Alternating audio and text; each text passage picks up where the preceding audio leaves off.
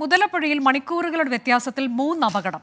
മൂന്നാമത്തെ അപകടത്തിൽ 4 പേരുണ്ടായിരുന്ന വള്ളം 2ആയി പിളർന്നു. എല്ലാവരെയും രക്ഷപ്പെടുത്തി.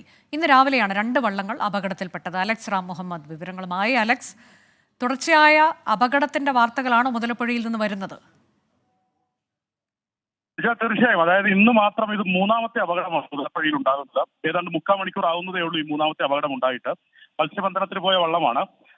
നല്ല തിരയിൽപ്പെട്ട ഈ വള്ളത്തെ എടുത്തു മറിക്കുകയായിരുന്നു. വള്ളം 2ആയി പിളർന്നു എന്നുള്ളതാണ് നമുക്ക് ലഭിക്കുന്ന വിവരം. ഈ വള്ളത്തിൽ 4 മത്സ്യത്തൊഴിലാളികളാണ് ഉണ്ടായിരുന്നത്. 4 പേരെയും രക്ഷപ്പെടുത്തി. മറൈൻ എൻഫോഴ്സ്മെന്റും അതുപോലെ കോസ്റ്റൽ പോലീസും മറ്റു മത്സ്യത്തൊഴിലാളികളും ഒക്കെ ചേർന്നാണ് ഇവരെ രക്ഷപ്പെടുത്തിയത്.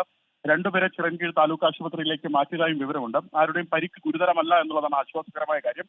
ഇന്ന് രാവിലെ 6:30 മണിക്കാണ് ആദ്യത്തെ അപകടം ഉണ്ടാകുന്നത്. അതിൽ 4 പേരുണ്ടായിരുന്നു. ആ 4 പേരെയും രക്ഷപ്പെടുത്തിയിരുന്നു. 7:15 രണ്ടാമത്തെ അപകടവും ഉണ്ടായി. അതിൽ 3 മത്സ്യത്തൊഴിലാളികളാണ് ഉണ്ടായിരുന്നത്. അവരെയും രക്ഷപ്പെടുത്തി. കഴിഞ്ഞ ദിവസം ഉണ്ടായ അപകടത്തിൽ, സമാനമായി ഉണ്ടായ അപകടത്തിൽ ഒരു മത്സ്യത്തൊഴിലാളിയെ കാണാതായിരുന്നു. അദ്ദേഹത്തിന്റെ മൃതദേഹം ഇന്നലെയാണ് പുതുക്കുറിച്ചി തീരത്ത് നിന്ന് കണ്ടെത്തിയത്. അങ്ങനെ ഈ മുതലപ്പൊഴി ഒരു മരണപ്പൊഴിയായി മാറുകയാണ്. ഈ അപകടങ്ങൾ തുടക്കത്തെയാവുകയാണ്. നിർദ്ദേശിച്ച പരിഹാര മാർഗങ്ങളൊന്നും നടപ്പിലാകുന്നില്ല എന്നുള്ളതാണ് മത്സ്യത്തൊഴിലാളികൾ ആവർത്തിച്ച് പറയുന്ന പരാതി. അനിക, മുതലപ്പുഴയിൽ ഇന്ന് മാത്രം 3 അപകടങ്ങൾ. അപകടത്തിൽപ്പെട്ട മുഴുവൻ പേരെയും രക്ഷപ്പെടുത്തി.